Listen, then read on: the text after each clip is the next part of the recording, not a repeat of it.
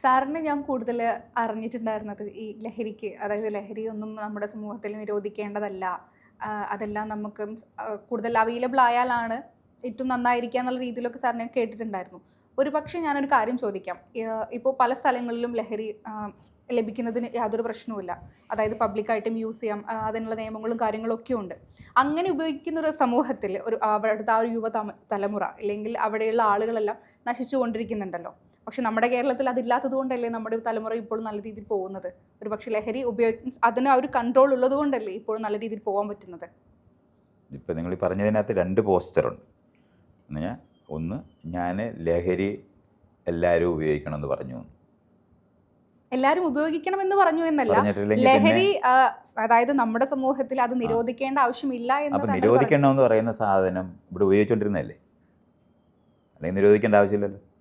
നിരോധിക്കണമെങ്കിൽ അതിലൊരു കാരണം ഉണ്ടായിരിക്കും. അപ്പോൾ അതായത് നിരോധിക്കേണ്ടി വരുന്നത് ഉപയോഗിക്കുന്നുണ്ടല്ലേ എന്ന് എൻ്റെ ചോദ്യം. അതെ അതെ, അത്രേ പറഞ്ഞിട്ടുള്ളൂ. അപ്പോൾ ആളുകൾ ഉപയോഗിക്കുന്നവരുണ്ട്, ഇത്രയും നമ്മൾ അറിയേണ്ടത്.